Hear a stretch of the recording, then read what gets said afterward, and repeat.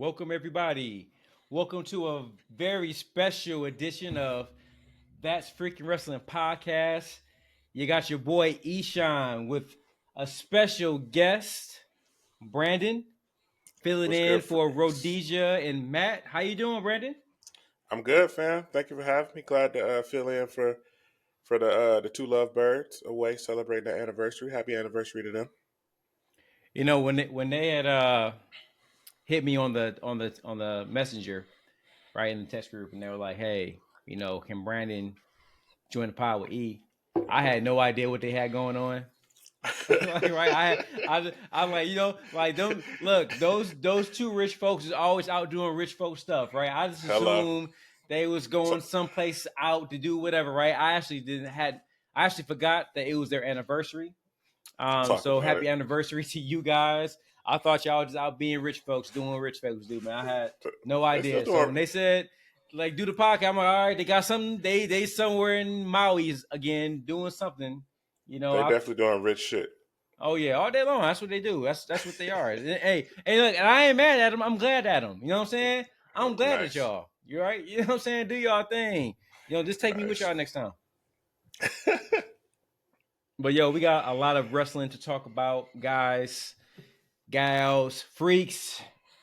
We're gonna spend some time talking about a couple current events. And Brandon, I just want to get right into it. But actually, first, let me slow down a little bit. I'm excited to talk about this wrestling, but hmm um, Brandon, how you doing out there? Your way in Georgia, we getting hit with like a little bit of an ice storm. It's a little brisk out, a little nippy, but we're good. We didn't get any of the wintry weather, but I drove in it a little earlier. I'm about 30 minutes from the city. And I'm probably close to an hour from home to work.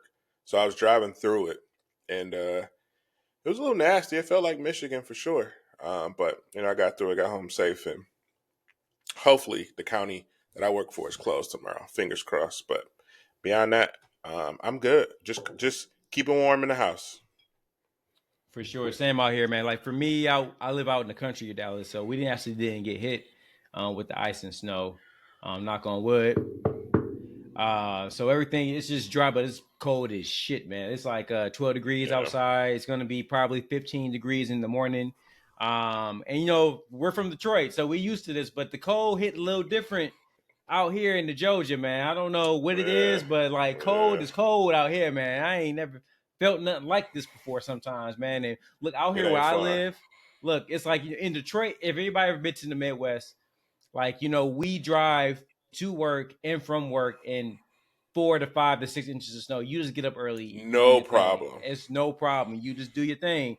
But look, a half an inch of snow, it's City shutting this city state. shut down. We shut it down, and you got to, because like, look, Brandon, you've been over my house a couple of times. Like it's hills and slopes and curves all around my area, and I'm driving from with like at least 2 miles until I get to a major intersection, and there's nothing but hills and there's ditches on the side. I'm scared to death for that, Brandon. Like, look, I don't even Yeah. if they start smelling snow, I'm out. I'm not going nowhere. You know what else is dangerous about where you live? What's that? Deer. Oh yeah. Deer. I almost hit a deer last time I came out there. Oh brother, tell me about the deer. Let me tell you something, man. I don't know if I don't know. We knew of each other then because Brandon and I just got how long we've known each other about? Is it 3 years now? It's about Or is three, it yeah. less than that? Right? We met around It's a friend of our Chris's wedding. That's how we got yeah, connected. yeah. So has it been 3 years since they? It's been about that long. I Man, mean, time. well, actually, no. We linked with y'all. The first time we got with y'all was at your boy's birthday. The very It, first time. yeah, we finally connected because like it's funny. Yeah. I So had that's like met 2.5 years ago. 2.5. Cause I met Brandon's lovely wife hmm at our friend of ours a wedding, and then we linked up. Like, well, hey, instead of us talking, hey, I'm gonna give you my wife's number. Right. Yeah, y'all link up and y'all figure it out. right. So like we figure it would be weird for me to be linking with her. Like, yo, here, I'll Right. give you my wife's number. Y'all link up and we hooked up. It's been on and popping ever since. But Yep. bruh, so I got hit by deer twice out here. Really. Out here twice. Not necessarily around my immediate subdivision, but the Yeah. area. Like one time I'm driving, I had a little man. He was probably still in the car seat. Maybe he's 2. I'm picking him up from Oh my my mother-in-law's goodness. house. I'm driving. It's late at night. It's probably about 8 o'clock. I'm driving. I'm doing probably about 35 because it's like a Hmm. 30 or something like that. All of a sudden, boom! Something hit me in the back of the car. I'm like, what the hell was that? Oh wow. Right? So I'll pull over, bro. It's like a big old dent right on my son's side. Back seat, right where he is, like a big dent in the car. I'm like, what the hell is this? I'm looking around, see who hit me. I have no idea what happened, right? I get to the car shop, bike shop. There's like, oh yeah, you see, there's a antler right there, man. Yeah, a deer hit you. How did a deer Oh hit my me doing 30 goodness. miles per hour? Like, where'd it come from, right? Oh Got my the car goodness. fixed. Brandon, literally 6 months later, No way. I'm driving a different area. So now I'm not taking that route home no more. I'm driving a different area. And it's about 7 o'clock. I'm driving. I got the wife on the phone. La la la la la. In the corner of my eye, like to the left, as I'm talking, I see something coming. I'm looking over to the left, and as I'm turning my head to look, the deer is coming at me, and we looking at each other. Oh And my he's gosh. boom! I hit this deer straight on, brother, straight Oh on. my The deer gosh. flew over the car. I guess like the way I hit it, it kind of curved, but it went over to the Yeah. side. Totaled my car, man. Oh my That's how I got the gosh. new car I have now because I got attacked by deer. Let me tell you, I think I Attacked said by on the podcast deer. a couple times, man. Like Rudolph the red-nosed reindeer got no love for me, man. Look, I wasn't messing with Santa or none of y'all. Man, if you had love for a deer, you couldn't be friends with Big Daddy. Like, right? That's I had a hilarious. grudge against some deers for a long time, brother. So yeah, that's the deers is a problem out here. And anybody in the Georgia area, you're experiencing weather delays and issues, man. All the prayers to you. Be safe, Be drive slow. safe. And contrary to what people may believe, that Matt and Rhodesia think that if their cousin Dwayne, if he's good in Georgia, the whole state of Georgia is good, right? That's not the case, man. It's a big state, and pockets happen of the area where you might be affected by weather. So I'm good where I'm at. There's a lot of people who not. So stay safe, y'all. Yeah.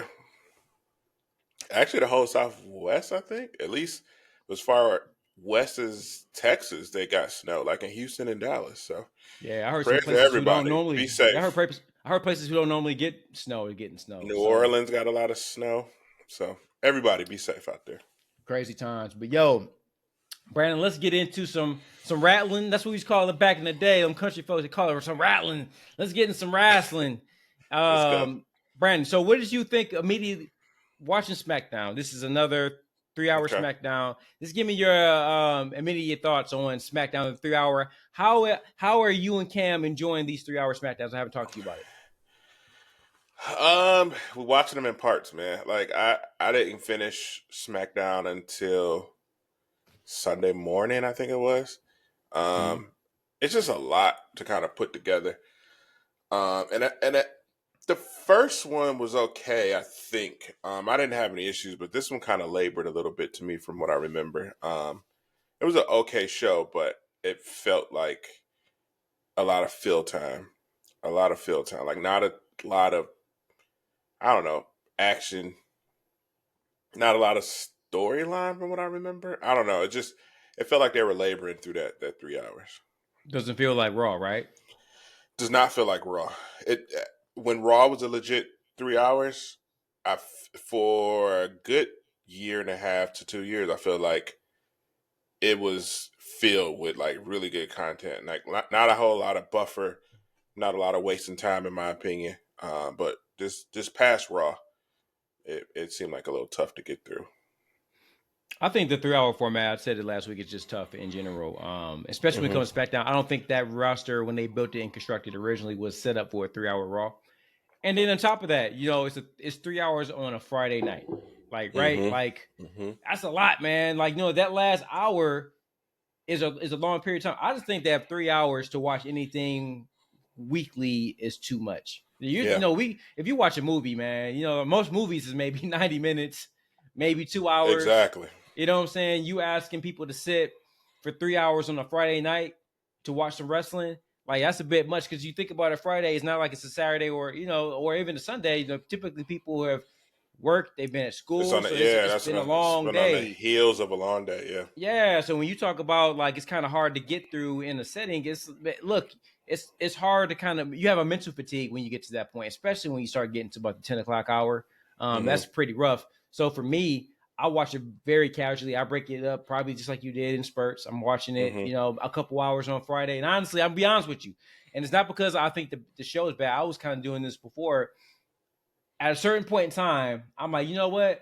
I want to enjoy another form of entertainment. Yeah. Like I've kind of had my fill of wrestling. I'll come back to this another day. And we're getting to that a little bit later on as far as is there too much wrestling on? But let's go down through SmackDown. I want to talk to you about the Bloodline, man.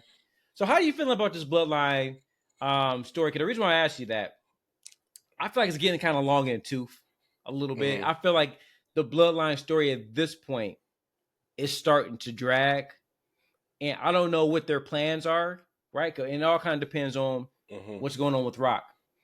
But it seems like this Bloodline story is on fumes a little bit, right? Because let's talk about what we saw, right? We saw Jacob Fatu, and we saw Tama Tonga, who I like. I think that both of those two dudes, they were the more menacing out of the group. My man Tama. Yeah, right. He's and like Jacob is Jacob. He's really starting to show and improve, and his presence is phenomenal with Mike Time, etc. I like Jacob. Solo comes out looking good, right? He got the suit on, looking like a boss, but he ain't the boss no more. He's not the head of the table. He's embarrassed. Like right, he comes out there, they boom, he walks away. Jacob, he's embarrassed. Tama, they don't follow him. Nope. Jacob picks up the microphone and he lets out a mission statement, man. Tell me, how did you feel about the segment overall? I thought it was weird because Jacob's promo didn't seem like it was in line with whatever Solo did. I don't know. I liked it, but it didn't seem like it was in alignment. And then just to speak on like your idea of it laboring, we've had this like maybe 2 or 3 different instances, and then they figure out whatever they're gonna do, or they know what they're doing, and then they pick up, and then boom, we out of here and off to the races to whatever the next end game was. That happened with Cody and Roman when that kind of died down.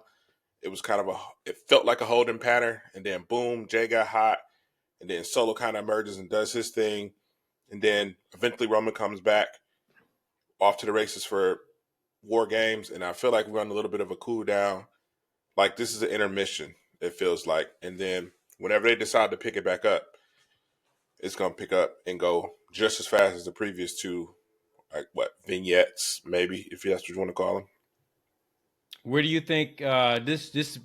We're not in the booking meetings. We don't know where none of this happened. Right. Based on what you're seeing, what's your guess on where they're going with this? Like, what's going on with Solo and Jacob? What's your best guess? Jacob is poised to beat the shit out of Solo. When it happens, I'm not sure, but he's gonna beat the shit out of Solo, and Solo's gonna have to go back graveling to the OG Bloodline. I think that's what happens, and we still never got. Solo said it himself. If he takes the Ulafala from me, I will acknowledge him. We haven't gotten that yet, and I know Roman's coming back on Raw. Is it Monday? Next Monday? No, he's actually going to be at is it SmackDown?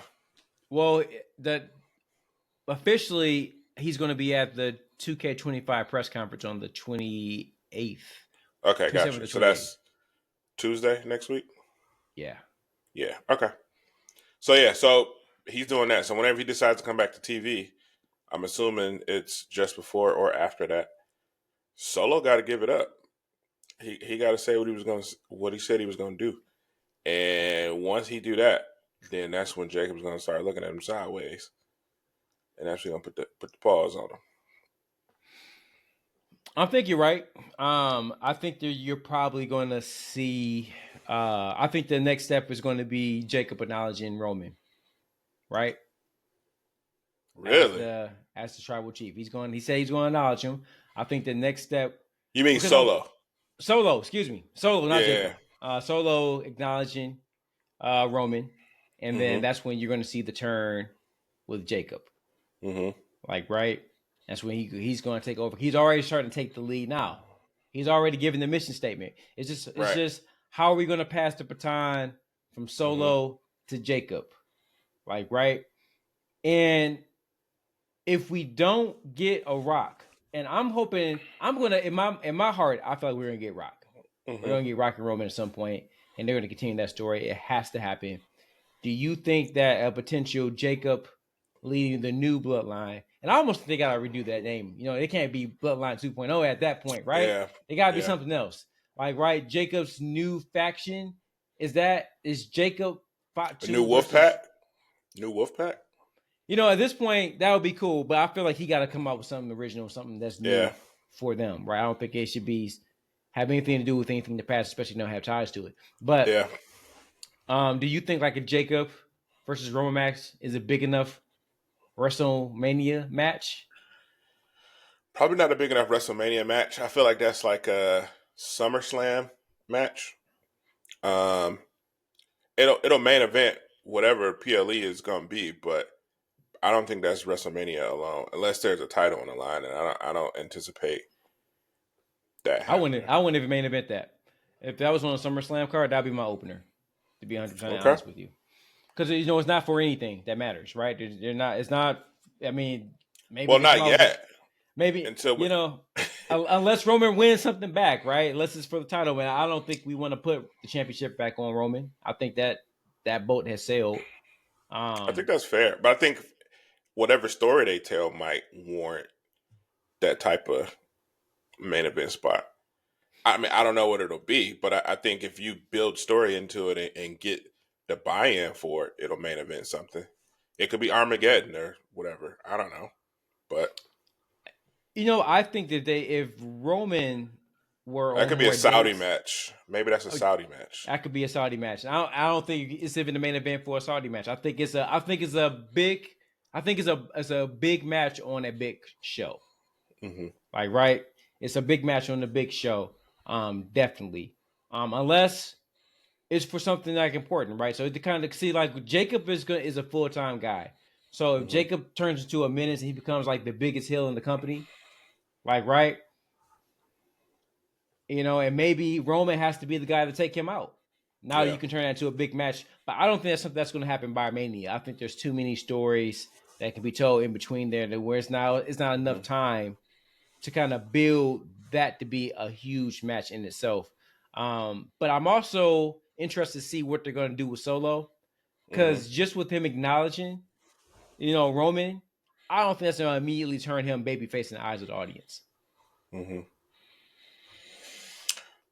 I wonder. I don't know how you necessarily turn him quickly or even in the long game, but I mean, he's gonna have to go through a period where he just start getting his ass whooped by the new bloodline.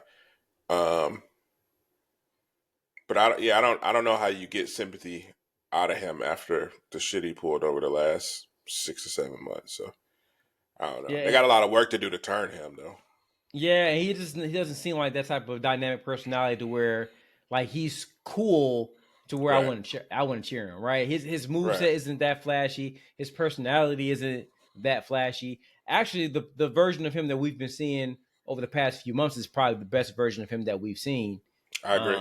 I don't want to say that version has peaked, but I think there's still some room for the boss Solo, maybe in a different dynamic. But with WrestleMania coming up so soon, The Rock being ushered in at some point, it just seemed like it's natural that we would kind of. I wonder how you usher in Rock now. Like, I know you can kind of just put him anywhere, but like, I think we all had talked about in the past how the best story was for him to kind of be the mastermind, but behind 2.0, and had Roman lost on that Monday night on Netflix, and The Rock appeared and was like, "Yeah, I'm running shit." Then that would have been ideal, but I guess with the uncertainty of Rock's presence, and they couldn't really pull that off. So, and I saw somewhere also whatever they had planned for Solo that night. Apparently, he was supposed to kick off SmackDown, and they had a rewrite or a change or something ahead of the show, and that's how we got what we got. So I don't know what that was or how that was supposed to go, but I thought that was interesting that I read that. It's up in the air, man. Like a lot of these storylines are kind of loosey goosey because, like in the past, in wrestling past, you could always kind of see where kind of things were going.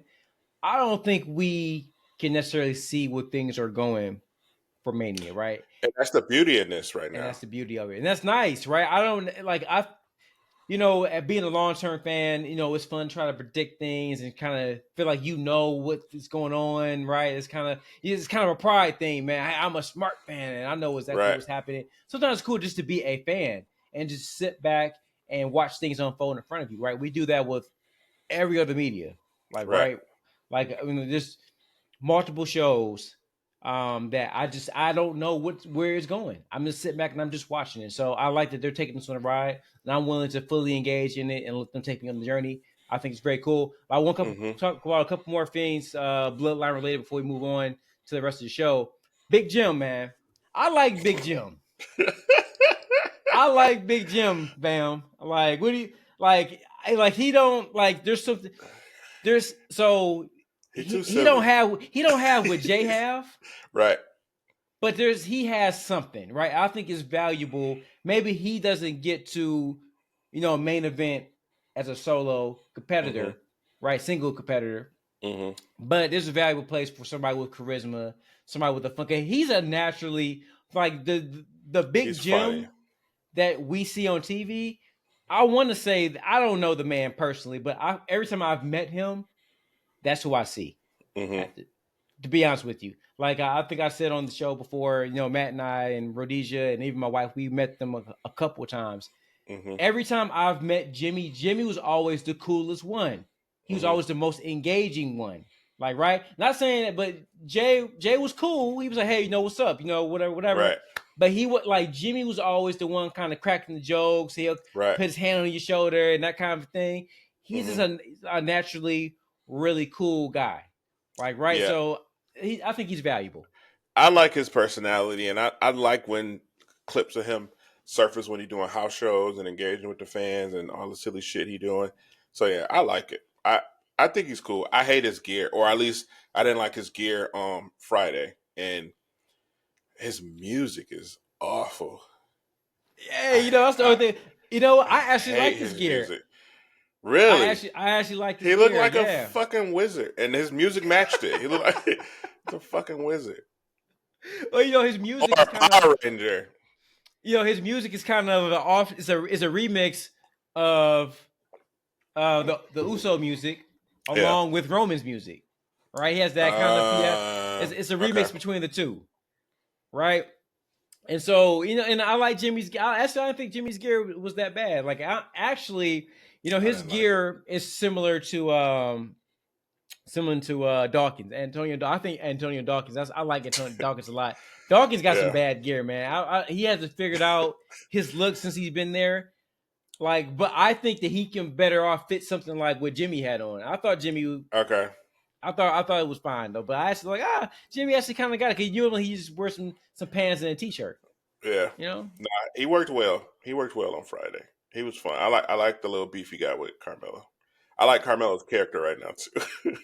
I was going. Thank you for leading to me right into Carmelo. I like Carmelo a lot, man. Like I think right now might be the time they heavily invest in him. I think maybe Mhm. after Mania, Mhm. once the things, I really like him. I think the sky's the limit for him, and I Mhm. think if they put the right package around him, like Mhm. right, put him in some type of a stable group where he's like the leader, right? Might give Mhm. him a heavy, something like that, and then go on. And this brings me down to BFAB. I know you like BFAB too, but I She thought she looked. looked phenomenal. She looked good. She looked really good Friday. Yeah, She looked good. Great. She didn't look great wrestling, but she looked good.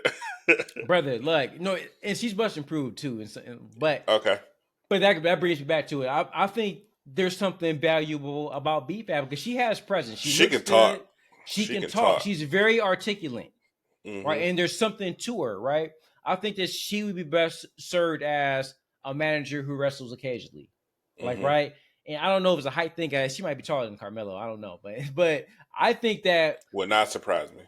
I think B Fab with Melo would be nice because like Carmelo doesn't necessarily need a mouthpiece, Mm-hmm. but just more window dressing. Just a beautiful woman standing next to him I that agree.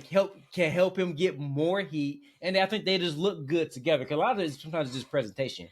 I think the two of them will look good standing next to each other, I agree. and if And they I get think, another big dude behind them to add some credibility, not credibility, but add some like yeah, some pressure to the yeah, group. Wow. yeah. If you pair him with somebody and they somehow start beefing with uh, Plastic Up Boys, Street Profits, um, and Melo was kind of angling his way to B-Fab to kind of steal her away. I would like that. I think that's a good way to kind of get her away from them and kind of rolling with Melo if they decide to do that. What did you think about Kevin Owens and Rey Mysterio? Kevin Owens is holding that belt. He thinks KO is he's holding that doing chain. great work. He's He is challenging hilarious. To Ray ask to yeah, to ask people if you win the Rumble, face me. I want you to face me. That is hilarious. He did that Friday and Monday night with Sammy. yeah. That is great work. I thought it was a good match, actually. I think Ray still does a good job of working. Um, and the way they kind of set it up with KO posing it as a dream match or whatever, I thought it was cool. It was a lot of fun to watch. I think creatively, I'm not sure if it was a concerted effort or not though, but I felt like they kind of changed the direction of his heel character, Kevin Okay. Owens. Hmm. Because I think that at some point, especially with his beef with Cody, they kind of made him too cool Yeah. as a heel. Yeah. And the only thing about when you have a cool heel like that against a baby face, you kind of risk People again start to dividing like that him. audience, right? Hmm. So I think that right now he's funny and entertaining, Hmm. but he's not cool. Yeah. Like he's obviously very delusional, and you're humored by that, but I don't know if you Yeah. want to cheer that, right? Yeah. Yeah. I like that delusion. I'm a fan. Yeah, Kevin Owens is great. Kevin Owens is great at almost anything he does, man. He is a perennial top tier guy. Like right, Hmm. you're talking about a top guy. I feel like you can stick him babyface or heel. He's going to deliver, right? He's going to deliver in the ring, behind the Hmm. microphone. He's going to give you a character. Like he is phenomenal. And I don't know if everybody pays attention to his t-shirts, but the shirt he had on when he came out first, the American Dream or Canadian Dream, son of Yeah, a technician, hilarious. And then the nerve of him to put on a Ray Hall of Famer t-shirt in that match. I loved it.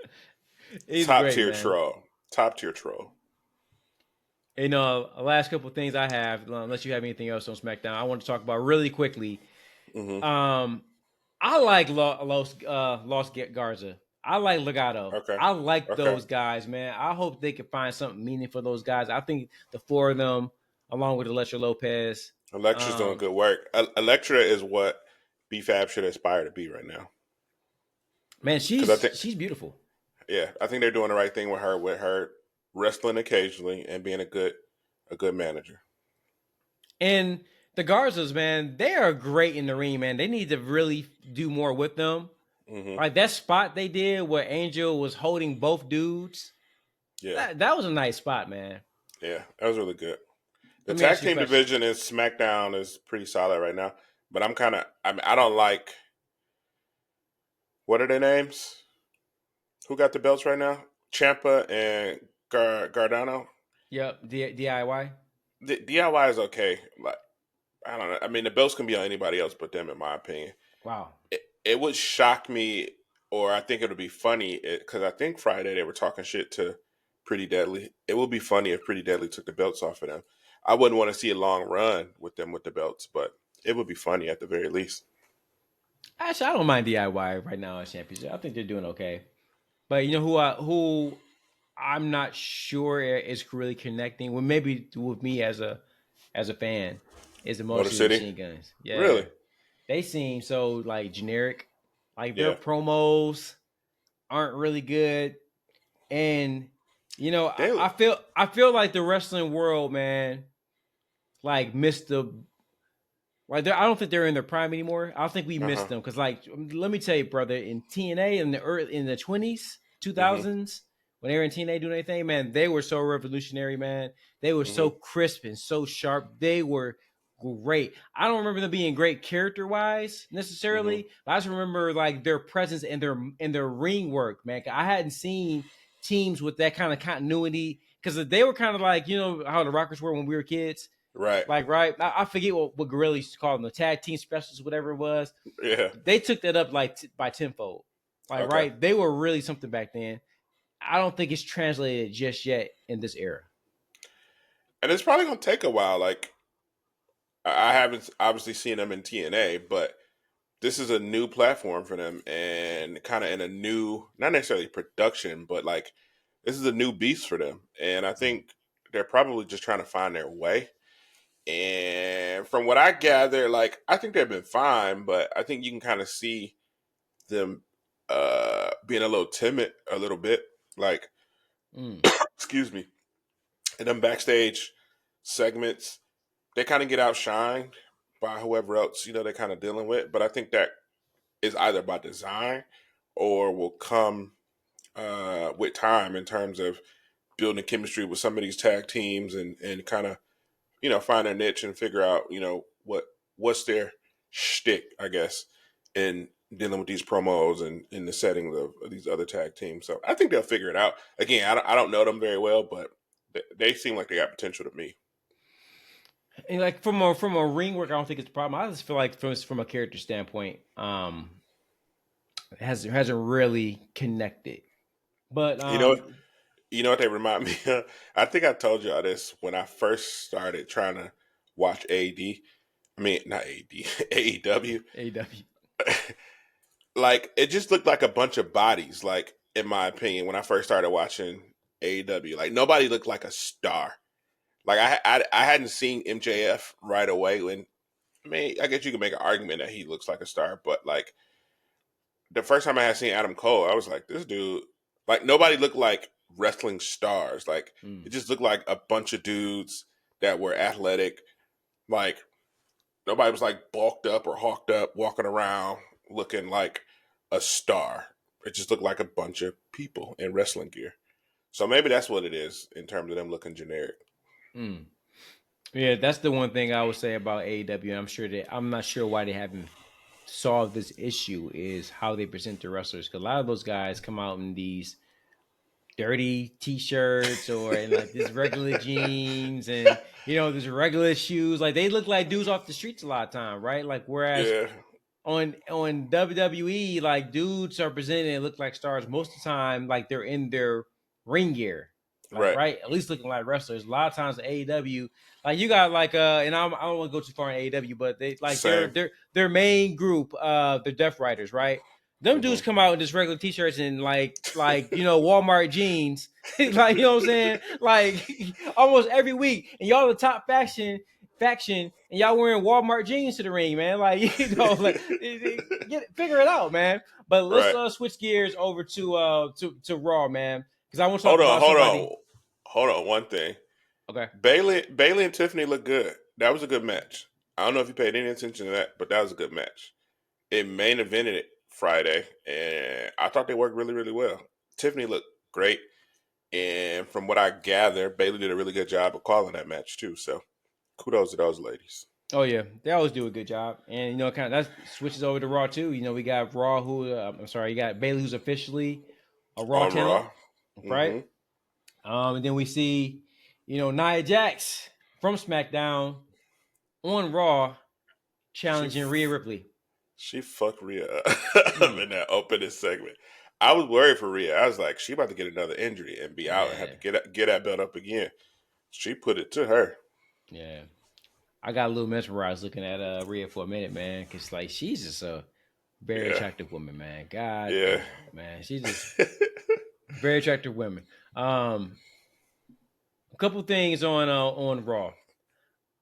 We had the. I want to talk about Seth Rollins, CM Punk, Okay. and Drew McIntyre. I thought CM Punk cut one of his best promos. It's already it's already my favorite. Um, it's my favorite CM Punk promo of the year. Brendan, I got a little snippet. Let's hear it. from this great promo. In the dirt. Don't ask me about Sami Zayn. He's not on my level. You put Hulk Hogan in the Royal Rumble, I'll throw his dusty ass over the top rope, and I'll kill Hulkamania once and for all. You know what, Mr. CM Punk? Please do kill WrestleMania once and for all. Look, CM Punk. Hey, the great CM Punk. It was beautiful. He comes back every now and then. Maybe he's finally hitting his stride. He's doing his thing. Yeah. That was a great CM Punk promo. You want to talk about reading temperature in the room. He knows that wrestling fans, we ain't messing with Hulk Hogan. And so you want to get a pop, clown on that old clown Hulk Hogan. I loved it.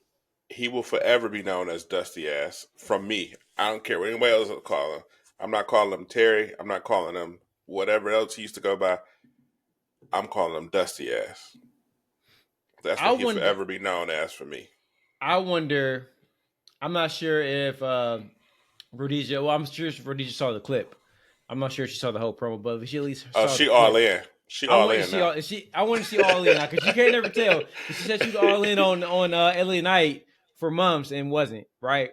So she all in on Punk now. But I'm hoping that she finally, is giving CM Punk some grace after burying that clown Hulk Hogan. But you know what? Watching Raw, man, for me it's a lot easier to watch the show. Maybe because I'm already kind of programmed to spend time with watching Raw. But the biggest thing is that the past couple of shows, I don't think Raw has been a full 3 hours, Brandon. It's hitting that window that we said we hoped for, that 2:15 and 2:30. I think it was maybe 2.5 or 2:20 this past Monday. They're hitting a sweet spot, and I think it's perfect. I'm wondering how the advertising works. It must work differently, right? Because on network television, when they're on USA, you know what spots you got to do. Yeah, they had X amount of ads they had to present, so they had to structure the show in a certain type of way.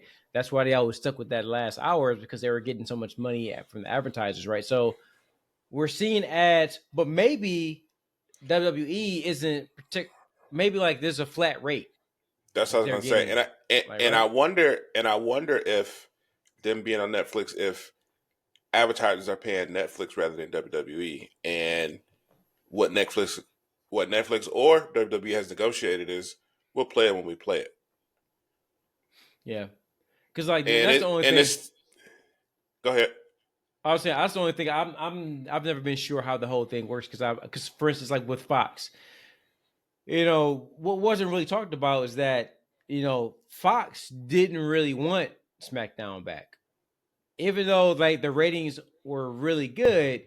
The ratings weren't good enough for it to make financial sense for Fox to renew the deal the same way, or to give them the increase that they were looking for, right? Yeah. And the only way I can think that makes sense is that Fox is getting the ad. They're selling the ads for that programming, and I guess the amount of ads that they were able to sell, they were able to recoup the cost for SmackDown. That's probably the only way you do it, because you draw numbers, and you can be strategic about what ads you buy or take on, I guess, because advertisers are paying them for those spots. So that's probably how it works. Yeah, it has to be maybe Netflix, they've never had ad revenue before, right? So now they're getting money they didn't receive. Yeah. Right. And I sent you guys in the text group, and it's been reported earlier that, God damn it, y'all,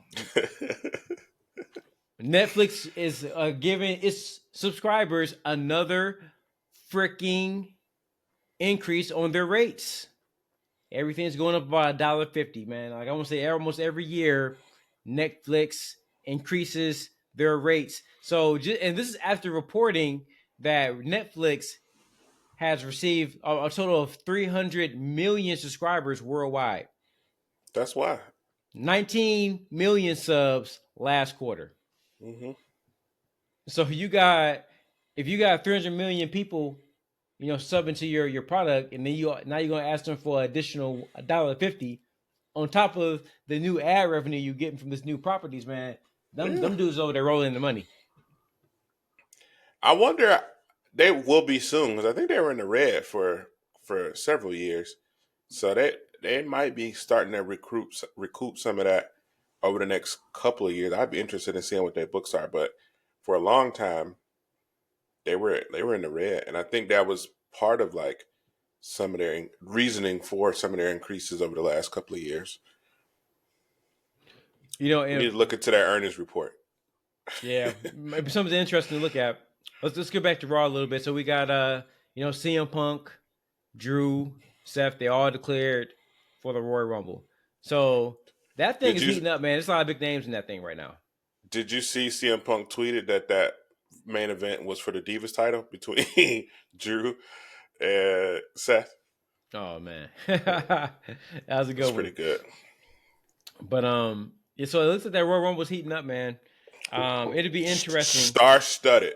Yeah, it'd be interesting. Like you got John Cena. I mean, there's a lot of different stories. I mean, Roman Reigns is in there for the first time ever, right? This is his first Rumble?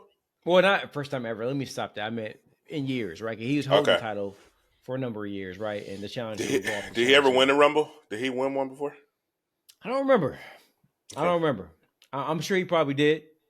But I don't remember. I know it's been a couple years since he's last participated. Yeah. But now he's challenging. So you got look at these big names you got challenging for this damn thing, man. Which is great because, like I said, you always hear Matt and Rhodesia and I talk about that Rumble we went to in St. Louis a couple years ago when we kind of sat in our hands and we didn't care who won that thing because we knew there's only a handful of people that could win. I think it was Brock Lesnar was in there, maybe somebody, maybe Seth Rollins. We thought could win, maybe one other guy. All the 27 other competitors that was in there, we knew they weren't winning shit. So Right. it didn't matter, right? But now you got Roman Reigns, right? He could win. I mean, not to say that he can't challenge Cody again, right? Depending on what's going on with Rock. You got CM Punk, you got Seth Rollins, you got Drew. These guys could challenge for these are main event guys. You know that they can challenge for it, right?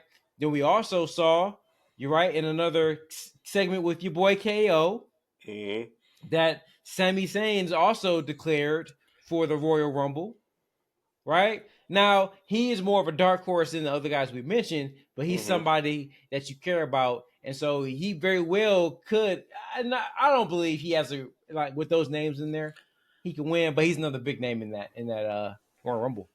I saw this floating around. I'm interested in what you and Matt and Rhodesia thinks. And I hope they remember to answer this next pod. Do you like the storyline of, well, I know you don't like part of this storyline, but KO wins at Rumble against Cody. He's your real champ. He's going crazy for the next few months. Sami actually wins. Sami takes the title off KO. Do you like any bit of that? I can swear I think Matt maybe brought that up or somebody asked him about it. I hate it. Yeah. I figured you would. Yeah. Look, I mean, it would be like the ultimate, well, not ultimate, because we've seen underdogs win before. And I'm still not a fan of seeing Sami as a champion. I don't know that he can sustain a long reign as champion, but it'd be interesting for sure. I think that'll be one of the more heated storylines that you've probably seen going from Rumble to Mania. Because, I mean, they legit friends and they can have legit heat with each other based on how they've screwed each other over the last few years and gotten back together and all that stuff. So, see, and I think one of them brought it up, but Kevin Owens and Sami Zayn have been feuding each other for 25 years. Like we've been there. We've been down this road multiple times. I don't need to see it again to interrupt what Cody's doing as the world champion. And again, he's your moneymaker. He's the top guy that they're getting behind. He's the leader of the company right now. Like you don't want to slow his momentum just to put like Sami Zayn as a champion on a WrestleMania. I mean, it just doesn't make sense from a business that you would, take some money out your mouth to give an underdog. That's not good. Now, if this is I I don't know when you would do it. Like if this was a slower time period, if Cody had slowed down and you ain't had nothing else, okay. But I'm good on that, man. Let them feud over the U.S. title or something like that.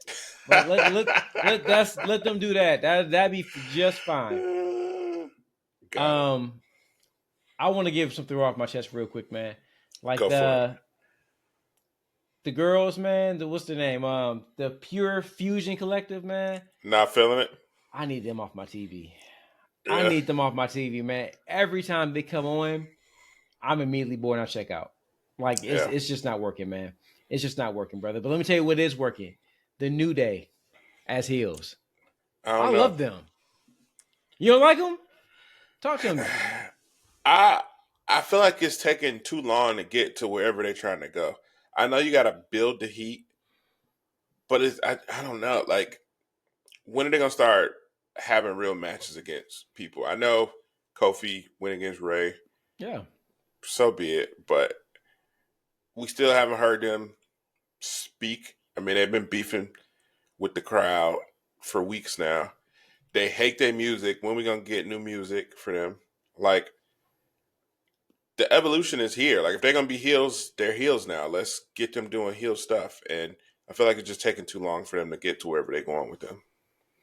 Man, you got to slow down. We live in this microwave society, man. Yeah, y'all want it all too soon, brother. Sometimes you gotta put it in the oven, baby. Let it cook, baby. You can't put everything in the microwave. Everything don't taste that good, man. You gotta let it. That's fair. Cook. Back when we ain't called Nana, we called them Grandma. Back when Grandma was in the kitchen cooking, let her cook. Like, right? They're telling the story right now, man. Because, like, the payoff is not going to be with Big E. We don't know what's going on with his health. So we know that's not what's next. So he's going to be in a Rumble. Right? So now you see, they're beefing right now, developing that heel persona, right? They're conditioning the fans to boo them. They're slowly changing. They're getting rid of the music. Kofi don't even know how he want to dress yet. So he wearing the jeans and the Jordans, right? Like, they're slowly turning over into an entirely new group, right? And so now they're feuding and having matches with the LWO. And that's easy win, right? Because like you can go in there, you can beat them scrubs up, like, right? Yeah. Get your ring rust off, right? Get your heel ring rust off, and then whatever the next plan is. I don't know what the next thing is for them, especially with if Big E isn't cleared to wrestle anytime soon, which we don't know. Like if he would have popped up in the Royal Rumble, that would be awesome, right? That would be awesome. Yeah, I would love to see the New Day in there being nasty, dirty heels. Then all of a sudden, Big E's music, hits. He come running out, right? Yeah. Right, but I don't know if that's something you would do at a Royal Rumble, right? I feel like that's a big moment that you would want to kind of stand on his own, right? Is Kofi practicing whatever his spot is for not touching the ground? You think? The funny thing is, though, he had a good run. But I want to say his last couple of years, he always messes it up. Yeah. Last couple of years, it never goes as intended. So at this point, let it go, Kofi. He's a heel, too, so. I tell you what the worst thing is about Kofi right now. It's him shaving his mustache. He looked crazy. And you know who he looked like? I can't think of the character's name, but it's the mechanic of Martin that sings, "Don't you know no good?" Don't you know no good? That's what he looked like. Bruh, I thought about that too. I'm like, man, he shows ugly man out that mustache. But I feel like every black man should have a mustache. Like, right? Yes. Even if I used to do the low thing, right? You always see, brother, at least we do like the low, but it's not completely bald, right? Yeah. But I feel like he's a heel, and he wants you to feel like, man, he's a heel because he's a black man without a mustache. It's either mustache or look like a pedo. He needs a mustache. Look, I'm digging it. I feel that's a heel look, right? You see some dudes, they grow out the mustache to look like a heel. He cutting it off. Like he cutting it off to look like a heel, right? Yeah. He already a wild boy. He already trying to turn the culture against him, and I'm all for it. Week 2, Brandon. What you feel about Penta? Week 2. Penta's nice. Two weeks in, Penta's one of my favorite people to watch. I didn't see him in AEW. When I started hearing the buzz about him coming to WWE, I would randomly see clips of him in like Lucha Underground, and he can go. I saw something where him and Ray went, and I mean, it was fast paced action nonstop. Like he can go. I like his work. He seemed pretty cool. I like his energy. I like that WWE put that video out about like his debut and how all the love he was getting backstage. And I hope that debunks the previous week scuttle booty about people talking about, oh, they didn't like that he went over with his promo and blah blah blah. He seemed to be well received in the back. So I think he's dope. I think the evolution of his entrance is going to be pretty cool. I know what we got this past week wasn't what he got during his debut. And I hope it gets even better going forward. I know we talked about his music, very generic, but Horrible. I think eventually they get it together. Yeah, I thought they got rid of Def Rebel, man. Like I had no idea. Like they are like kings of the generic music, man. Like this, what horrible music, man. Everything about Penta is great, but they give him that generic ass music, man. I couldn't believe it, man. But yeah, same for me. I thought he did great. I heard that people were really happy. I mean, so he did go over, but I think people were happy with the results. Yeah. Yep. And this is what I was I'm not sure how the point was missed last week when I was talking about Penta. I said that I was like the Penta that we saw last week and that we even saw this week. And not the same Penta we saw in AEW. Like right, like he more of a spot fest. You know, it wasn't a lot of like psychology as much as I know about psychology, right? Like, you know, he was selling his leg in the last week, you know, he was wrestling a different style. I've never seen him wrestle. Like he showed that he's number one, a wrestler.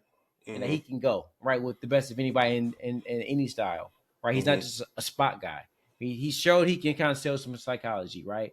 He shows that he can connect with the audience on the microphone. Like that company has been looking for the next Rey Mysterio for 20 years. So no, you know, I'm not necessarily saying or advocating that he should be cutting a promo every damn week. That's not who he is. However, as he starts ascending up the top of the card, look at the people who, he's capable of doing. He's shown. Okay, look at the guys that are there, right? Look at the guys who've always been there. They're guys who can tell a story, handle the mic, and can cut promos to some degree, right?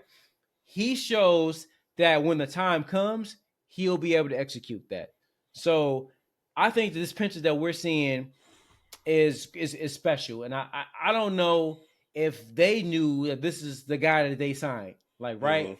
Like I think that he very well can be on his way to be up top of the card, and not anytime soon because the top of the card right now is too heavy, like right. But eventually he can get there, and I think that WWE will be very invested because again they've been looking for the next like Rey Mysterio for a long time because like that Mexican audience is huge, right? So you want to give them somebody that they can cheer for, especially going to those markets. And he's shown that he can control the microphone. He can. When he started speaking Spanish, that crowd erupted. Hell yeah. Like right. And I didn't know what he was saying half the time either. I picked up on a couple of things, man. But I was like, yeah, hell yeah. Right. So I can tell you what though. I don't know what Brian Breaker's appointment book looks like for WrestleMania. But I wouldn't mind seeing a Brian Breaker versus Penta for the IC Championship. That would be interesting. Okay. I like it. I don't know. Matt been screaming from the mountaintops about merch for Penta. I think on the broadcast they said those masks are selling like crazy or something like that. I think I heard Michael Cole say that. Yeah. Yeah, I could definitely see little kids super into those masks. I mean, he's always looks cool. Like his gear, the mask with the paint. Yeah. You know what I'm saying? His mannerism, he has aura. Like he has it, man. You know, there's some scuttlebutt. And I don't believe it, man. But they were just saying that like how over Penta got it in such a short time period is kind of a bad thing for Phoenix. Like right? Because you got this guy who potentially now he could be a potential upper card singles guy. Yeah. Where originally he's coming in to be a tag team guy. Yeah. Like, what does that do for Phoenix when he comes in? Like, And Phoenix, look, based on what we've heard, like he's under contract with AEW for another year. They almost add another year, almost a year's worth of contract time for him. Wow. Right. So Penta's going to be by himself for some time. And if he continues to ascend in the way he has, I'm like, do you drop him back just to Yeah. be a tag team, depending on where Yeah. he is? It's kind of, it'd be interesting to see what happens in a year from now. But I think the sky's the limit for Penta. Yeah. I like him. Looking at my notes here for, I don't really think I have anything else for Raw. Because we're gonna talk. I want to talk about Jay. We move on to the Saturday Night Main Event talk. But before we leave Raw, what'd you think about Drew and Seth? The drama that ensued with Seth and Sammy after the Haluva kick. Anything there to you? What might fall out, or how that's gonna play out? honestly, I saw it happen. I didn't really think too much about it, to be honest with you. Mm-hmm. I think it's just more storyline stuff. I think by the time we get to the Rumble, everybody's just gonna hate everybody. That's how it's got to be. Well, they're definitely building something with Sammy and Seth, right? They gave a lot of backstage conversations, which is really cool because I wouldn't have known until recently that they were as close as they were saying that they are or have been, right? So it's kind of cool that they're kind of establishing that relationship. It should play out some type of way. And that's the one thing I do like about the WWE, because you miss a lot of bad shit, man. So you should be happy about that, man. But WWE and the old WWE, when Vince was running creative, like they will plant like a seed and they would never water it again. Like, right, like they would do stuff like that and you wouldn't hear anything about it because Vince changed his mind or whatever the case may be. Like they never rewarded you for paying attention to storyline elements. Like the new regime, Paul and the creative team right now, like when they give you when they plant seed, it means something somewhere. So there's something definitely going to happen with Seth and Sammy. It could just be something that they're just trying to plant some tension for eventual, maybe Somewhere they don't beat Elimination Chamber. Yeah, but it's just something to kind of build some tension to when they meet or something happens. The crowd is in anticipation, see what's going to be next. Right. That's fair. But I will say, like, we're talking about the women in good company. I've been following Charlotte Flair on X. She on her way back, right? It looks like she's on her way back. She's been training. She has a couple of vignettes. I don't know if I've seen them on SmackDown and Raw, but I've seen them. One of them, one of them was on SmackDown, like after a commercial break. And I don't know how many there is, but was the one she's on the boat. Yeah, I think it's that one, and it looks like well produced and all that stuff. So, but does she come back at Rumble? Like, shouldn't there be a moment where she gets a bigger ovation? Because I mean, like, when she come back in a Rumble, it's gonna be an ovation. Then she got to get right to it, Yeah. I feel like Charlotte's been around so long that I feel like that's something they can kind of lump into and then go into like something more significant on another show. Yeah. But what I was gonna say, like I like Charlotte. I've always been a fan of her. Like she can go in the ring. I just felt like I've seen her do everything. And her character hasn't changed. So it seems like every feud that she's been in has been the same type of feud because she plays it the same, right? And it's almost the same kind of outcome. And it just seems like it's the same old with her, even though I respect her work. I think she's a good character. But I tell you what, man, I don't know what she's done. I think she looks phenomenal. I don't know what's going on with her, man. She looked good to me, man. And that's my weakness in life, brother. I like pretty women, man. Like, so I'm interested in Charlotte Flair, what she does next, man. Yeah, Andrade, your wife looks good, man. I want to see what's next for her, man. So I'm all in on the next Charlotte Flair story. So I would like to wait and see. I thought I would like to see and I don't want to see her immediately go into a feud with like a Tiffy. It's got to happen at some point, though. I feel like their characters are too similar. Like maybe they blonde women, No, I I think agree with you, but they have similar. and that's why it's got to happen. Man, I would like to, and the story. Let's just say real quick, right before we go to Saturday Night main event. Becky is on the contract. I guess she has been for some time, and Okay, there was a rumor that she was supposed to pop up on the first Raw. Netflix show, Yeah. right, and confront Rhea, but they scrapped that and went with Undertaker endorsing her instead, right? Didn't we have her Rhea before she left? I kind of feel like we had them already. I thought we did, but I guess we had Rhea and Charlotte before too. Yeah. But I kind of would like to see this version of Rhea versus Charlotte Mm-hmm. versus this version of Rhea versus Becky. I felt like we had Is seen Becky something. coming back as a big time babyface? Is that the rest of her career, or do we get? Has she ever had a heel run? She's been a heel. She was big time Bex, and Okay, she was a heel, and the crowd didn't want it. gotcha. Right. I think that Becky is a big baby. I think she's a big star in that company. I'm sure Mm-hmm. they probably paid her like one, so they should put look she I felt like her promo and some of her character stuff right before she took her hiatus was kind of falling flat a little bit, but I Mm-hmm. think the woman undeniably has charisma, right? She automatically she has an aura and she has a way with words that's undeniable. So maybe this time away help refresh her and to have something great for her when she comes back. I'm interested to see what next, but I'm more interested to see what Charlotte does because Charlotte looks Mm-hmm. great. But I Brandon, dig it. you ready to get into a Saturday main event? Let's do it. Let's run All the right, so card. Freaks, right before we get into the actual card, I thought it'd be fun for Brandon and I just talk about our favorite Saturday Mm. night main events of all time. Brandon, I'll go first real quick. My first one, my my favorite one was 1990. I think they were in Austin, Texas, Mm-hmm. and it was Hulk Hogan versus Mr. Perfect. Dusty Ass versus Mr. Perfect. Dusty ass. Back then, I didn't know he was Dusty. The card was the Earthquake versus Hillbilly Jim. I'm pretty sure Hillbilly Jim got his ass whooped. But they had the Hart Foundation versus the Rockers, which was a great match actually.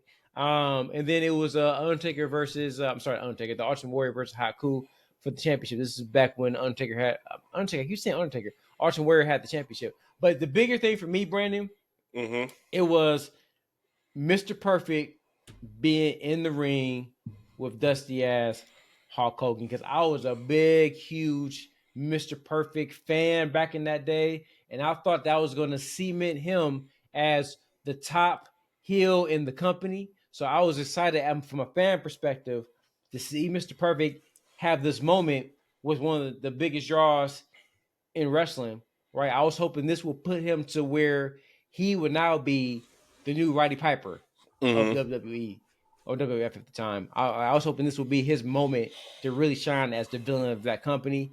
It Mm-hmm. kind of happened, but it kind of didn't. But that was my moment. It's because Mr. Perfect was my guy. Mm-hmm. What was yours? Um, I had to go back and kind of look up episodes because I remember them, but I don't remember the cards or anything like that. Excuse me. And what I found was Dusty Ass was all through and through all of those Mm-hmm. cards. Mm-hmm. Mm-hmm. Um, I don't know if it was a no holds barred match or a cage match, but there was a match where he had with Debo or Zeus at the time. Um, and I think Zeus attacked him before the match got started or something like that. And I was a big time Zeus dude for that little bit of run when he had. I going back, I know that movie No Holds Barred was terrible, but as a kid, that was the shit. I loved it, man. Like I'm not. I'm pretty sure if I watch it now as a grown man, and that's anything in the '80s. Right. Like except for like Mannequin, still amazing movie. Uh, Still amazing movie. But it was the '80s, man. It was a different time. I really enjoyed. I was into Hulk Hogan. Zeus was a very believable villain. Hmm. And whatever reason, I bought Zeus coming to the world of wrestling and challenging Hogan. Nice, I bought it back then. nice. I don't know why. Um, what was another one? What was the one? I know. Sia and Dusty Ass were a tag team, And did Sid turn on him in that match? I can't remember who they went against, but it was a big deal. I feel like I don't remember, but I kind of feel like Sid turned on Hogan at a Rumble. Okay. I think he pulled Hogan out of the ring or something like that, something or another. Okay. And then Hogan fell on, he landed on his feet, and he gave like that, like that finger point dude, man. Crazy, man. Saturday Night Main Event was always was a great time in childhood, because I felt that was almost like it really was pay-per-view caliber matches, because that was the only time outside of pay-per-view or Mania or whatever that you saw name talent versus name talent. Was Saturday Night Main Event the first inception or the first time we saw the beginning of the superpowers? I think it played out on there. Was it Macho Man got his ass beat by Honky Tonk or something like that, and Hogan came and saved him or some shit like that? Miss Elizabeth went to the back crying. and man, and that's why I felt like the Mega Powers is one of my favorite things, man. I felt like this is the way they did it. Like, Miss Elizabeth, she ran away, right? And they whooping on Macho's ass. Like, they stumping this dude, man. I'm like, as a kid, like, oh, Macho, get up. Like, right, he getting the brakes beat off of him. And all of a sudden, Miss Elizabeth, she come out pleading with Hogan, pulling him back out there. Like, Hogan coming out slowly, like, see what's happening. So now I'm cheering, like, yeah, Hulk, go get him. Like, right? And then the crowd just erupts, right? Because Macho Man's building all the sympathy, he getting, beat down. And we like, damn, Liz, where you going, right? And Liz, she go get help. She go get Hogan. Hogan come help, man. It was a great setup. It was a great setup. Was this, did it play out the way, obviously, Miss Elizabeth was getting tossed around by Hogan and Macho Man. Did it play out after the Superpowers broke up when they had a match, or was it Saturday Night Main Event where she had to choose whose corner she was going to be in for WrestleMania? Man, you stretching my memory now. I can't remember. I remember something vaguely. And I remember she had to choose, and I don't remember who she chose, but looking back on it, I was like, I want to say she chose Hawk, because she was on the outs with Macho at the point, and then then Sherry. And is that when Scary Sherry came in? Yeah. Got it. Okay. Crazy. But let's get right into it. We got Saturday Night Main Event coming this Saturday on the 25th. Man, we kind of glossed over it on Raw. I want to talk about it right now in this segment. We got for the World Heavyweight Champion, Gunther versus Jey Uso. Who you got to win, Brandon? Give me Jey. I think they're gonna pull the trigger. I don't know why they would. I don't know how they make the storyline work with him as champion going into Mania, but I think they pull the trigger and give us a moment. They did it with who? Oh no, we didn't get a title change on the last one. No. So yeah, just give me Jey winning. I don't know why they do it, but give me Jey. So this is one of the things where I said, as a fan, I gotta stop trying to predict where things are going for later. Mm-hmm. Just sit back and just watch the show and enjoy it for what it is. And as a fan, I want to see Jey win.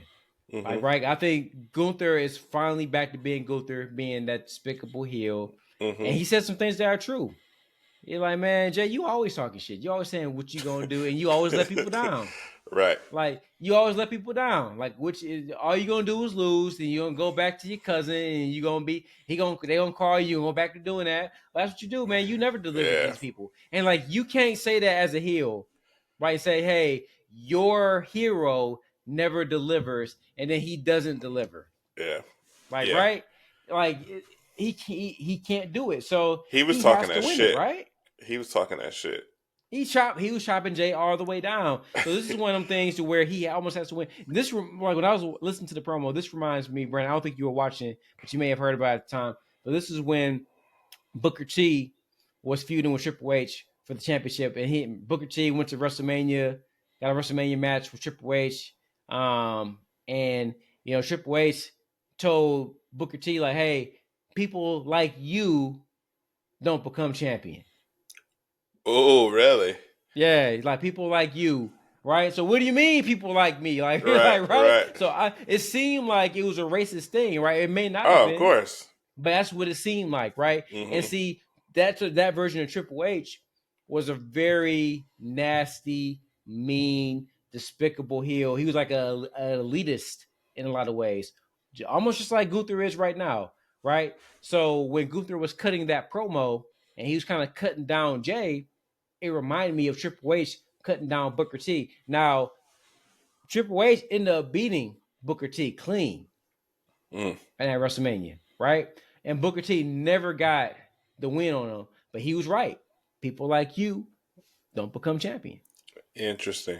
I feel like WWE can't make that same mistake with Jay because we talked about on the show. I think we talked about it privately that Jay loses all the big moments. Yeah. Like, right? And how many times can your hero let you down to when you just ready to move on?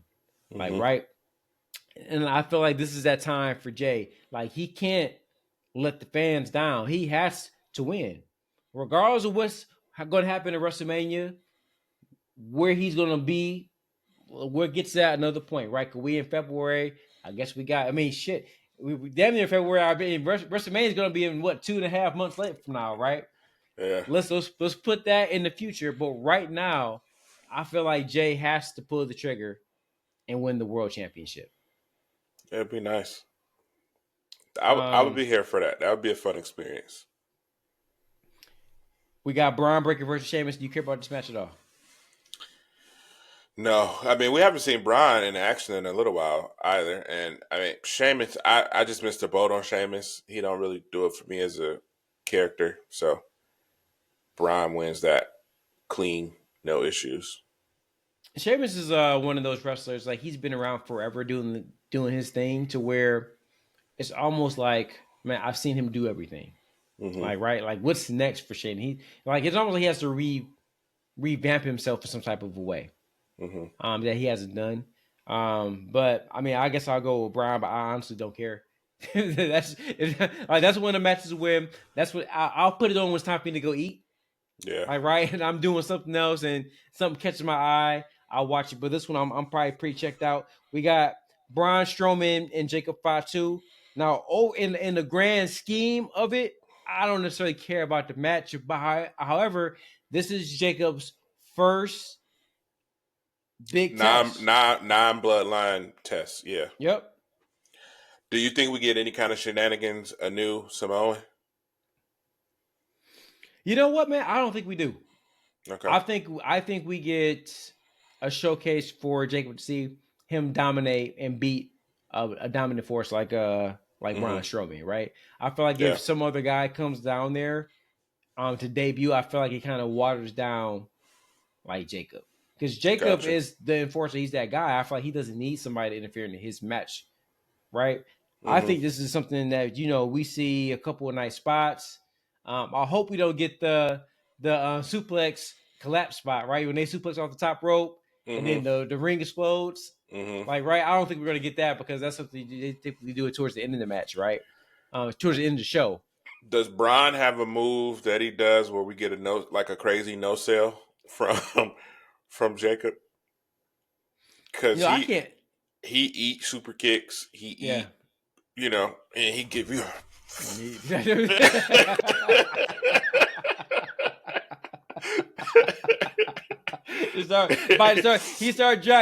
start hawking up. He gyrating. He doing this thing, right? Like, right. I'm sure we get one of those spots, right? And he does his thing. Hey, real quick before we slide off to the next match, man, who has a better moonsault, Tiffy or Jacob? Ooh.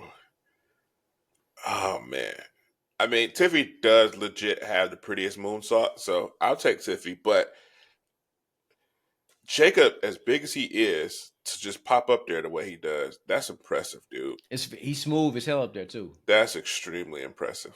Like, I think the two of them are really close. Like, really close. Like, Tiffy's looks good because, she's very graceful. But I mean, Jacob is in a lot of ways, too. He's really smooth with his. Yeah. Last actual match we got is Rhea Ripley versus Nia Jax. I think Rhea Ripley whoops that ass. Yeah. Like, right? I think she wins with no issues. I don't think there'll be any interference unless that's where Charlotte shows up. And I don't know if Charlotte fused with Nia or Rhea, but I don't know. Maybe that's some shenanigans there. But yeah, I think ultimately Rhea wins and we get out of there and go home. I almost kind of feel like it's really strange. Maybe I missed it. How Nia Jax goes after Rhea instead of going after Tiffy, who deceived her and took her championship. I think, like That's fair. I miss the storyline explanation of why she's doing that. Yeah, I mean, I can't remember like any serious heat between them two during War Games or anything like that. I mean, I know they've had beef with each other before, but I don't remember what it was rooted in and how we got back here. I mean, I think Nia just showed up on Raw and was like, "I'm here." I agree with you though. At some point, she got to get back to Tiffy, and my assumption is she loses this match Saturday, and she get back to dealing with Tiffy because that would be weird for Tiffy to fuck her over the way she did, and then not be dealt with in any capacity. Yeah, it's crazy, but then also like I don't know how you book this match this way for Nia to lose to Rhea just to go back and get her a rematch. It's weird. Like, It's weird. like you know what I'm saying? Like it's I don't know. It's kind of a weird situation to put Nia in, but hey, whatever. I guess they need a big match for the card. And last thing, they got a contract signed. Man, I don't really care about that contract signing. I mean, it'll happen. I'm sure it'll be entertaining some type of way. The only thing I care about though, like, what the fuck is the addendum? Like, they made it a point to say there's an addendum. Like, what's the addendum? Explain that to us. That's kind of weird. Maybe they mentioned it Saturday, but that's kind of weird for them to say there's a new addendum in this contract that you need to sign. We're gonna find out, man. I'm sure it's gonna be a nice 2 hours, man, of wrestling. But we don't have to belabor the point too long. But man, we got 3 hours Raw. We got 2 hours of NXT, which I'm gonna get around to NXT at some point this week. Mm-hmm. We got 3 hours on SmackDown, like right. So we're looking at we're looking at 8 hours of wrestling right now, right? Mm-hmm. And then we got another 2 to 3 hours on Saturday, man. Like WWE is putting out a lot of content right now, man. It's almost overwhelming to a degree, right? Because you have to invest so much time in the following a product. However, I feel like a lot of young people and people in general, WWE does a great job of allowing you to follow them via YouTube, via X, because you can watch a YouTube and watch some of the clips and get really caught up to what was happening. So if you don't feel like watching 3 hours on Monday and Friday, you can definitely go on YouTube and X and get caught up. I think they have mastered like being a content creator. Like they obviously give you what they give you on broadcast television, but the snippets of behind the scenes stuff, the introduction of the KO feud with Cody from a video phone, and then that going on their Instagram, like that was beautiful. I just think they do a really good job of catching moments to kind of like. I mean, there's a lot of people that don't watch Raw or SmackDown fully, but they catch those snippets from social media, YouTube, and they get their feels. And maybe even that intrigues them enough. Like, all right, I need to pop in and kind of see what happened and get the full scope of the show or something like that. But so whatever they give you, they do a really good job of giving it to you. Yeah, I agree. Brandon, we're gonna wrap up in a couple minutes, but before we do, we are gonna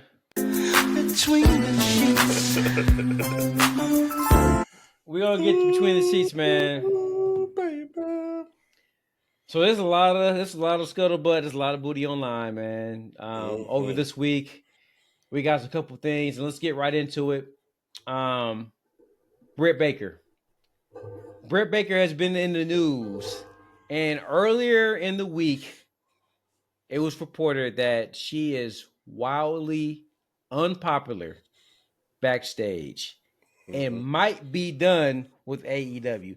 Now, guys, this is a headline that goes between sheets. If you don't know what between the sheets is, this is when we dive into the dirt sheets, where it's unfounded speculation, maybe bullshit, but we talk about it because it's interesting, right? We look, this is all reports, this is all hearsay, this is not out of anybody's mouth, right? Like the dirt sheets, they get their information from secondhand, sometimes third-hand information, people who supposedly are in the know, right? And sometimes they might be feeding these journalists information. Sometimes these dudes might be making it up. We have no idea. We don't know what's happening. We aren't there. We're just talking about the booty, the dirty booty. That's what we talk about right now, y'all. So listen, that's all we talk about. I don't know Britt as a person. I don't know what's happening or anything like that. But it has been widely reported that she's unpopular backstage, and she might be done with AEW. Now, Brian Alvarez talked to a couple people in AEW, and they said that is overblown. There's no indications that she is done with AEW. But this is what we do know. There are no plans for Britt Baker currently, and there are no imminent plans to bring her back, which is very interesting because you weren't there for the first couple of years of AEW, but Britt Baker was the number one girl in that company, and she was phenomenal at it. Great on the microphone. Her ring work was always but for me it was just fine, right? But she was a figurehead of the company. When we talk about, they had this thing about pillars, who were like the young guys that was going to be the future of the company. That's kind of when I first came in. Yeah, Britt always said that she was a pillar as well, and she was.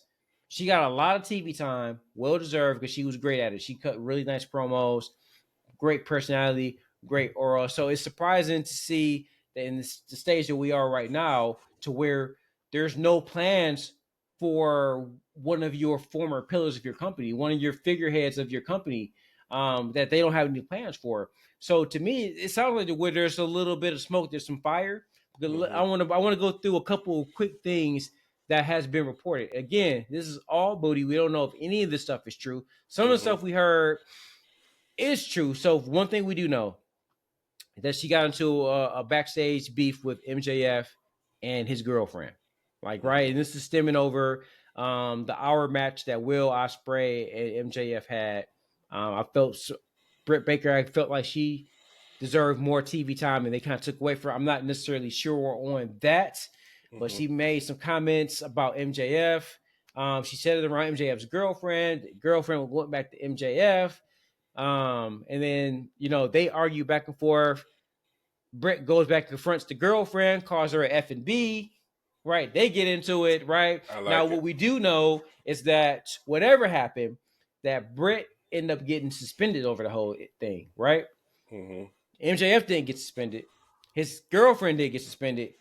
Britt got suspended. So is his girlfriend a wrestler too? She's a backstage interviewer. Okay. What's her name? Alicia Tout. Oh, I don't know her. I thought it was the Paquette lady. No, not really. That's John Moxley's wife. Oh, okay. Oh, really? Yeah. Okay. Yep, they got a kid together. But so we do know that whatever happened, Britt was deemed wrong in the situation because she got suspended, and in the middle of her feud with Mercedes Moné, big feud, and right in the middle of the feud, they're like, "Yo, we gonna suspend you for a week or two," right? So it had to be dire enough to where, like, "Yo, they're gonna pause that feud and suspend her," right? We know that. Another thing that has been speculated is that, Jamie Hayter and Britt, they were kind of a team for maybe a year and a half together. And eventually we thought the plan was they were going to feud and split off. Somehow along the line, those two fell out. So much so that Jamie doesn't want to work with Brett. This is booty. But we haven't seen them work together, and there hasn't been any plans for them to work together since Jamie has been back. That sound, to me, from a creative standpoint, that's money in the bank. Like, why would you not do a match or a feud with those two women, considering their history, right? I.e. CM Punk and Seth Rollins just a week ago. right? So they're beefed out so much that now they can't even work together. All right, that's another strike on Britt. Really quick for that, how did that play on? How did that play out on TV between them two, or did it even? It never played out. Mm. We never got a resolution. So what ended up ultimately happened is that Jamie had got injured. She was the champion at the time. They still were together as a tandem. So around this time, and this is God speculation, well, not speculation, but at the time, when they were together. So when they were originally together, Brett was the figurehead. She was the one in front. Jamie was kind of like her enforcer type, and they had kind of a manager type. Like right, then over time, Jamie got built up some steam. We respected her, and so she kind of got put in the front. Britt got put in the back. So they also started cutting Britt's mic time around this time too. Because Britt used to cut really long promos. Around this time, Jamie is in front. Britt's not cutting as many promos. Jamie became champion, and she was doing a damn good job. However, an injury cut it short. They had to take the title off of her. I think at some time, Britt had got injured or whatever the case may be. So once both of them were healthy enough to get back on television, they just never had them connect back up again.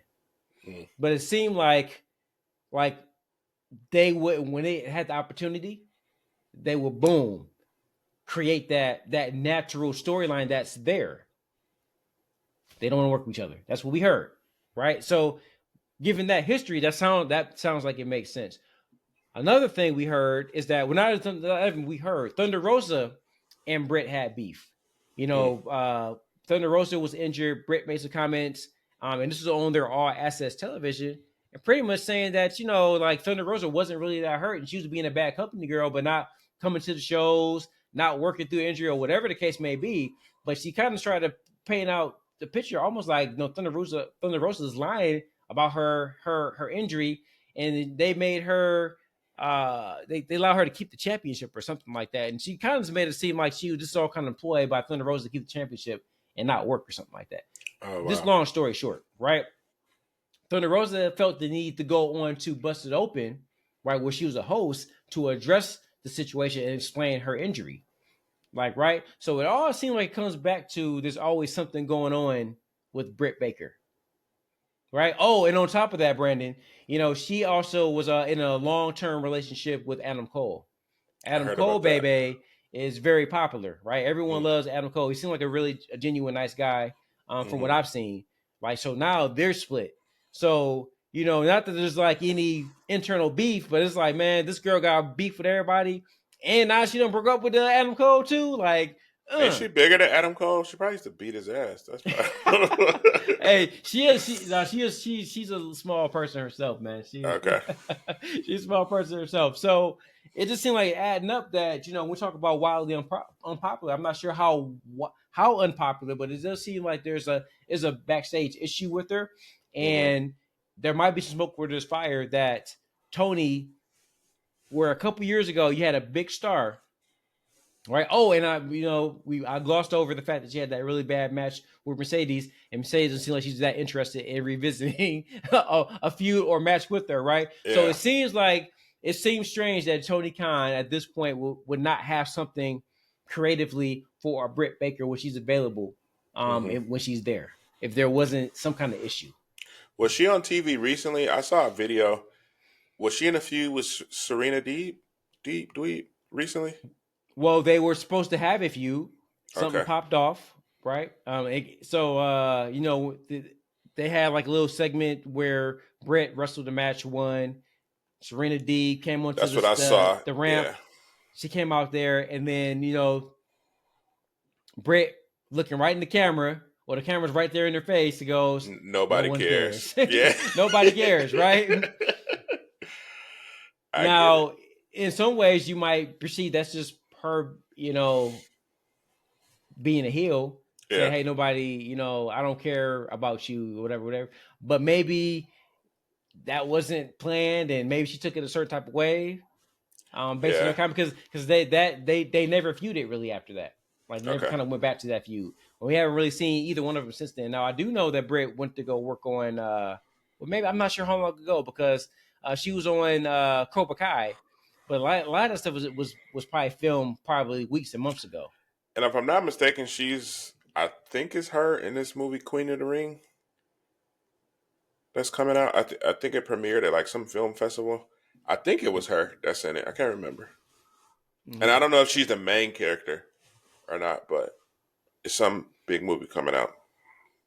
So we all could be wrong. I mean, could this been, she's been doing some acting and took time away to do that, and now that she's back, Tony doesn't have anything for her right now, but maybe something will be coming up in the near future. But it does seem like there's something wrong. And my question to you, Brandon, if you have more comments on it, is that who has the who do you think has the worst backstage demeanor? Is it Tessa Blanchard or is it Britt Baker? I don't know Tessa Blanchard, but I know enough for her to be cheered as a racist. Was that a TNA or GCW match over the weekend? That was at the TNA pay-per-view Genesis last weekend. She had a match with Jordan Grace, and they started chanting "You're a racist" at her. Yeah, that's pretty crazy. I would imagine her. I mean, I haven't heard anything racist about Britt Baker. I mean, it seemed like she's either disgruntled and don't know how to handle that, or everybody else is the problem. And two things can be true. Mm-hmm. Two things can be true, because you talk about disgruntled, Brandon. Action Bronson, the man behind Hook's theme song, popular rapper, who wrestled for AEW for one match, actually did a pretty good job for a celebrity, is pretty disgruntled. He recently said that AEW, the backstage area, is weird. Mm-hmm. And that he felt it was weird that, he was never called back to do anything else after that match. He said he reached out to him a couple of times and they seemed like to be interested, but he said that they were weird. He didn't enjoy his experience there. He said, I enjoy the act. I don't like the backstage. It's weird over there. It's just weird. It's like everyone's cliquish. Yep. I wasn't looking to be welcome. It's just like you could tell it was weird vibes. Mm-hmm. So definitely there's based on action, and this is what we hear about, with Brett, like there's some locker room leader issues over there. Mm-hmm. Like, right, it doesn't seem like it's a company where, originally AEW was called the All Friends, like wrestling. Mm-hmm. It doesn't seem like they're all friends over there right now. Yeah. I feel like, I mean, I know we've mentioned it or talked about it before in the earlier episodes of the pod, especially when I was kind of just getting into AEW. And I think I want to say, like, it was around the time Mark Henry left and stuff started coming out about how poor the locker room was, and there isn't like a locker room leader or anything like that. And I think this might have also been in the midst of the CM Punk stuff before he left. And it just doesn't seem like there's anybody in that locker room that can hold anybody accountable for anything that is going on. But I think I might have mentioned in our text thread a couple years ago, it seems like a lot of that comes from poor leadership, probably from Tony. Like, how do you have a company where you have wrestlers as, VPs, and, they aren't necessarily holding the right people accountable, or it just seemed like there's way too many failures for that to be a wrestling-led company. Like, Tony Khan is probably a front man in terms of, or not front man, a financier, and he has a passion for, running a wrestling company, but, he's dealing with people who've been in a business that should know how to run a company, maybe. I mean, they've been around long enough, so I don't know. I think that poor locker room stuff comes from poor leadership, and I think, if Tony can fix his shit, then everything else can get fixed. But I mean, this might even just be a thing, because I mean, there's stuff in NFL media about how is that Chad guy? Is it Chad? His dad's name? Like how he's like like how he's an absent owner with the Jags, and that could show. I mean, they haven't done much of anything over the last few years in terms of putting together a solid team. I mean, there's been talent on that team, but they aren't doing shit, and a lot of that starts with poor coaching. But poor coaching comes from the owner picking the right coach and putting the right person in place. So maybe they just suck at leading and running companies. I think that's a big part of it. I think that Tony is running the passion project, right? I feel like Tony is just like a lot of us, right? His dream was always to run a wrestling company, right? And make matches, and he wants Mm-hmm. to deliver his vision.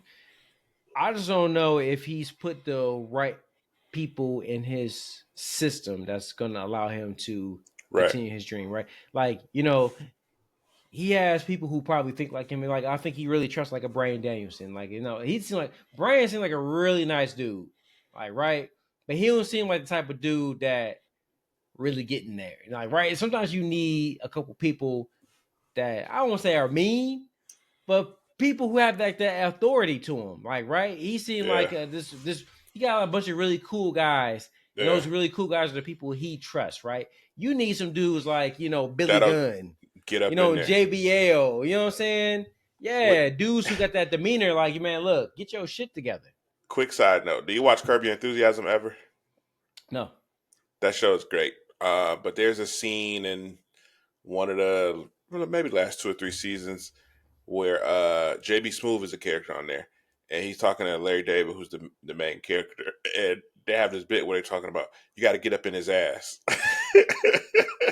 And when you said Brian Danielson, yeah, get up in there, that made me think of that. I'm gonna send you the clip of that. for sure, for It's sure. funny. I love comedy, so I love to hear any comedies. Send them over to my way. Gotcha. Last couple things. Just a couple of free agent hits. Man, it looks like Malachi Black is. We talked about it last week. He might be finished up with the company.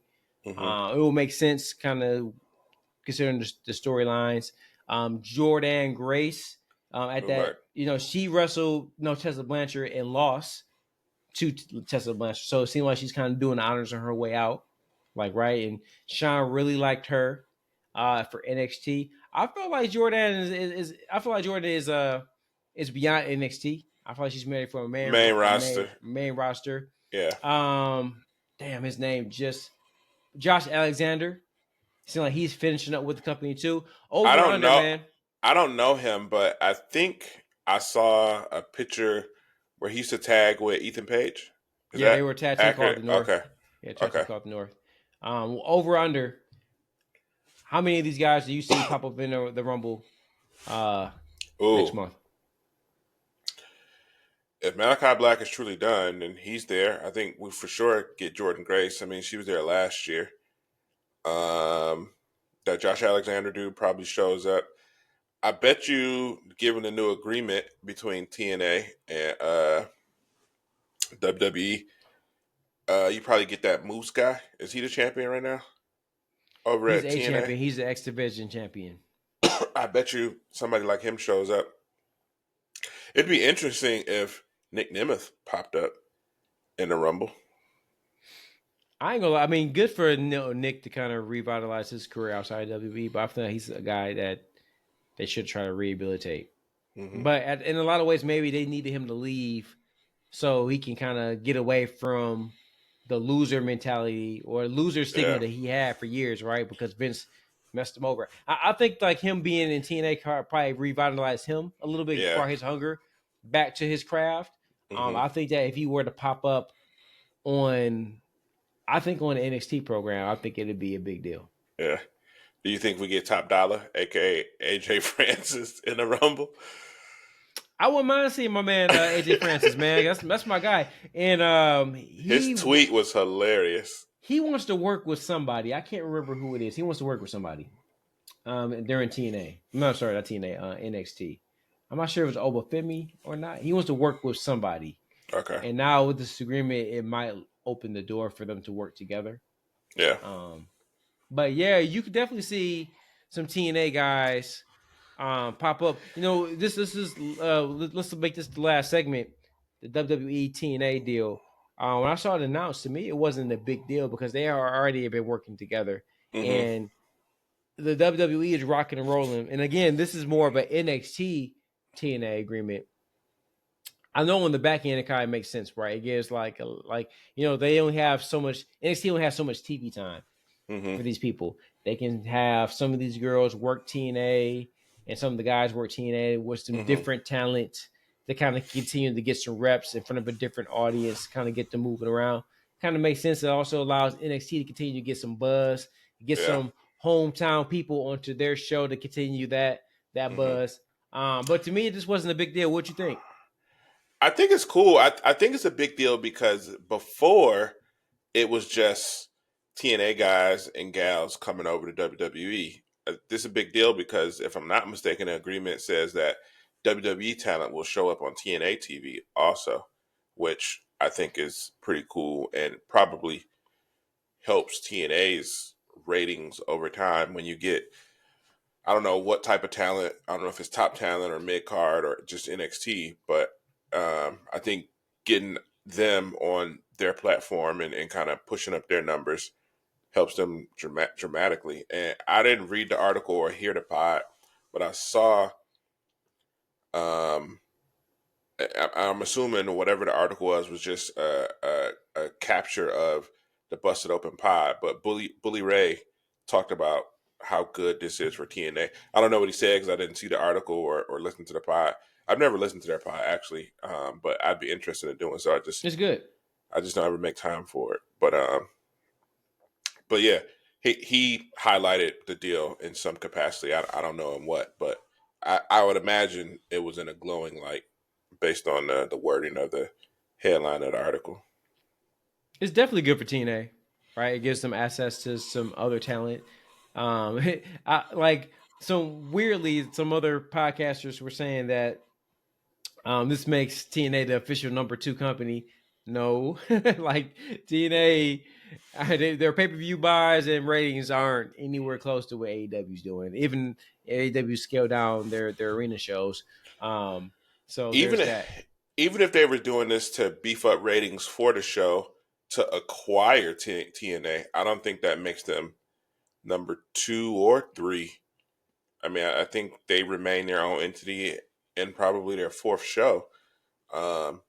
And I don't know if that's what they're doing or not. That's just me speculating. But no, I think they remain in their setting. And I don't even think you can truly call them number 2 of anything until, like, I don't know what platform they're on to watch them. So until you get them on a network where you can get more eyes on them anyway, then I don't think you can even talk about them positioning themselves to move another one of their shows out of whatever spot they're ranked in right now. So for sure.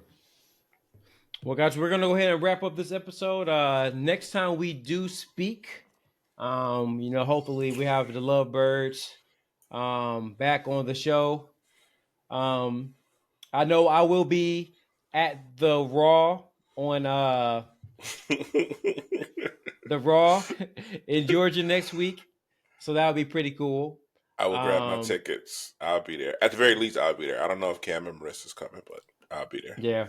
We're trying to. So initially, Brandon had hit me up because I wasn't going originally because I didn't know the tickets were on. Well, actually, I knew the tickets were on sale, but at the time, it just wasn't a good time. They aren't as expensive as they were the last time they were here. So when I looked, I'm like, and he's like, Brandon mentioned because like NXT is also coming in the area. Now yep. I didn't know about NXT, so I'm like, damn, I would love to go because I don't. Have you ever been to Center Stage for NXT? Not for NXT. I've been there for an event. Yeah, I've been there before. So like, it's a quaint venue. It's intimate for sure. It's very intimate, right? Mm-hmm. And nice thing is that there's not really a bad seat in the house. Exactly. Like the seats are all kind of close, so no matter where you kind of are, you get a good vantage point of the ring. Mm-hmm. So it's a nice setup. So, but I just feel like NXT was a hot product. The seats are probably all sold out. I never got a chance to look, but they're not. Nope, they still got decent seats. They're a little more than I expected for NXT, but they got some decent seats. Oh, we'll look at that after the show. So now, to my surprise, they had some limited viewing seats that are pretty affordable, which I hit up B, and I'm like, yo, you want to go to this? And he's like, oh, yeah, let me ask my wife to see if we can take the kids. Like, oh, we bring the kids. Like, all right, let me go ahead and get tickets for my kids, too. So I went ahead and bought 4. So hopefully Brandon can come or bring the family as well. But we have a live report next week coming from Atlanta, Georgia, on Yes. the podcast we do on the 28th. The 28th, we should also have WWE 2K25 press conference starring Roman Reigns. I'm very interested in that as a 2K and games player. So we're going to recap the weekend, talk about the pay-per-view. So we should have a lot of fun things. So, hey, shouts out to all the freaks that have helped us with the YouTube views. We're trying to grow that channel. We're trying to put out more videos. We really need a social media guy, like, and cut these videos up. I mean, that would be phenomenal for the cheap, for the free 99. You know what I'm saying? I can just put the content up there for us to help us grow our program. But thank you for that. Follow us on That's Freakin Wrestling. You can search it on YouTube. Search for us on Twitter. I am this weekend go get the TikTok going for the team. I will do a better job with the IG because that's what the kids are into. They into the TikTok and they into the Twitter. I mean, they into the IG. So I'm gonna get that popping for y'all. Get it popping for us. Tell a friend about what we doing. Like the Lovebirds, the rich people will be back next weekend. Next week. We'll bring Brandon on another day. Thank you guys. We'll see you next time.